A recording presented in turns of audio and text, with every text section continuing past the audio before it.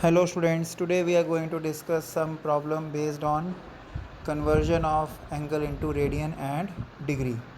And with this we will also learn the basic definition of trigonometric function, that is sine theta.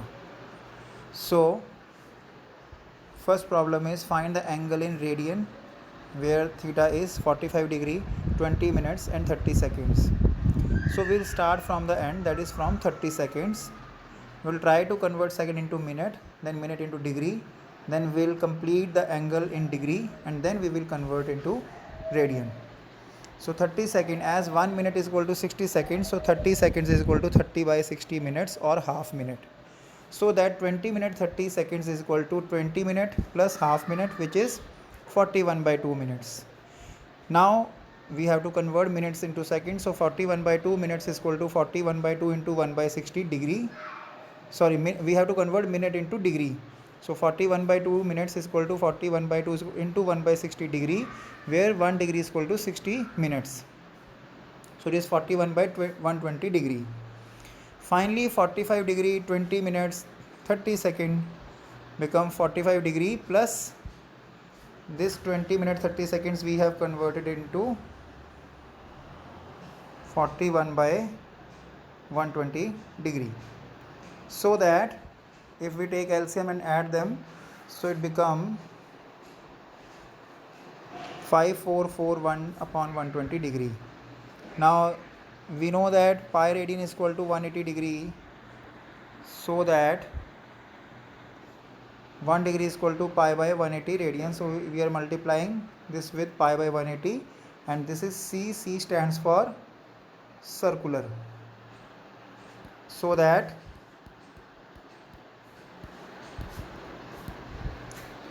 this is 5441 pi upon 21600 radian, and we can leave this up to here, no need to put the value of pi.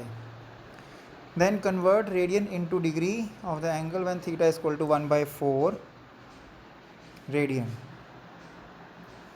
So 1 by 4 radian is equal to 1 by 4 into 180 by pi degree, but again we have to split into degree into minutes and second to complete the process. So pi radian is equal to 180 degrees, so it is 1 by 4 into 180 by pi degree. After cancellation it becomes 315 upon 22 degree. Now which on division in mixed fraction will be 14 degree 7 by 20, 14 and 7 by 22 degree. Now 14 degrees are completed, so that we are now simplifying 7 by 22 degree. So first of all, let us convert this into minutes. So 1 degree is 60 minutes. So we are multiplying this with 60 minutes. So that this is 420 by 22 is equal to 210 by 11 minutes. Finally, if we divide them, so we are getting 19 as a quotient and 1 by 11 remainder upon divisor. So that 19 minutes are complete and remaining 1 by 11 minutes. So we can write 1 by 11 into 60 seconds, as 1 minute is 60 seconds. So which is 5.4 seconds approximately. So that 1 by 4 radian is 14 degree, 19 minutes and 5.4 seconds. So we can write 14 degree in 20 minutes approximately. So you can do practice with these two questions. Convert 50 degree 37 minutes 30 seconds in radian, and second is reverse, that express in degree, minute and second to the angle theta is equal to pi by 8 radian. Now let us define sine theta on a circle. We have learned that sine theta in 10th class. We have discussed that sine theta is perpendicular upon hypotenuse, but obviously theta at that time is the angle in the triangle which can't be 0 as well as which can't be 90. But we have defined sine 0 also and sine 90 also. Sine 0 is 0, we know that, and sine 90 is 1. So that means it's time to know the definition of sine theta in a circular function way. And this definition is not wrong, but this is in the context of triangle. But now we are discussing this on the basis of circle. That is why it is called trigonometric functions or circular function. So if we consider a circle,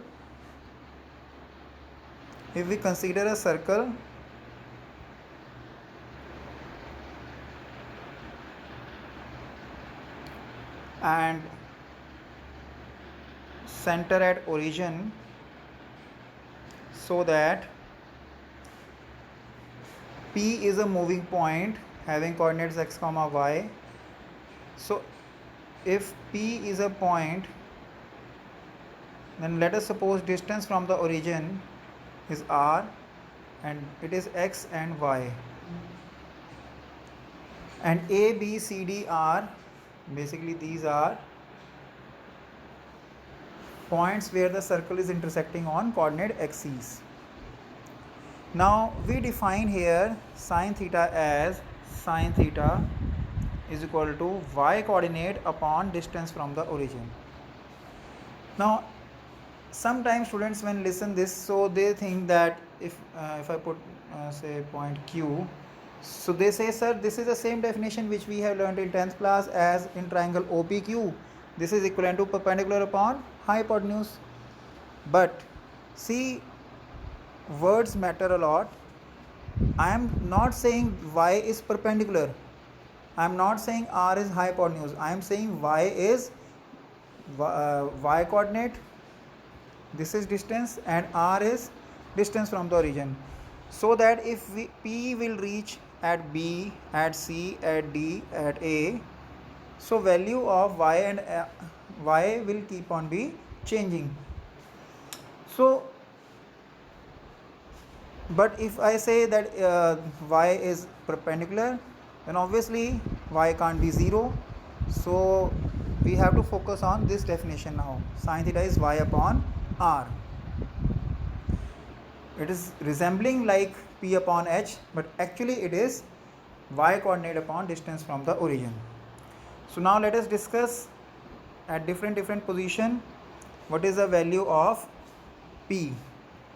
So for example, in the beginning, when P and A point are coinciding, so we can see obviously the x coordinate is equal to radius of circle and y coordinate is 0, so that sine and angle also is 0 because there is no angle. So sine 0 is 0 upon r, it is 0. Now next, when P point is moving at B, now at B, when P is moving at point B, now here we can see that distance on y coordinate, y axis is y, as well as distance from the origin is r, and both are same. So sine angle is 90 degree. So sine 90 is y upon r, and here it become r upon r, which is 1. So that is why sine 90 is 1. Next, when point P reaches at C, so we can see angle here is 180 degree, and again at x-axis y coordinate becomes 0, so it is 0 upon r, so 0, sine 180 is 0. Then at point D, now here you can see angle, it is starting from initial position, so it is 270 degree, and at y coordinate it is negative minus r, so sine 270 is y upon r or minus r by r, this is minus 1. Here position of D point is such that the coordinate of y is negative, and again if it completes its rotation and it comes to point A, so it is angle is 360 degree, and again y coordinate is 0, so sine 360 is y upon r or 0 upon r is equal to 0. So we can say sine 0 and sine 360 are same. So from here we can say at quadrant angle, sine 0 is 0, sine 90 is 1, sine 180 is 0, sine 270 is minus 1, and sine 360 is 0. So these are quadrant angles 0, 90, 180, 270 and 360. Similarly, we can define here cos also, and cos theta is x coordinate of x-axis upon distance from the origin. So now you can check yourself that what should be the value of cos 0, cos 90, cos 180, cos 270 and cos 360. So like sine, you can calculate these values also. So that's it. That's all for today. Take care. Have a nice day. Thank you.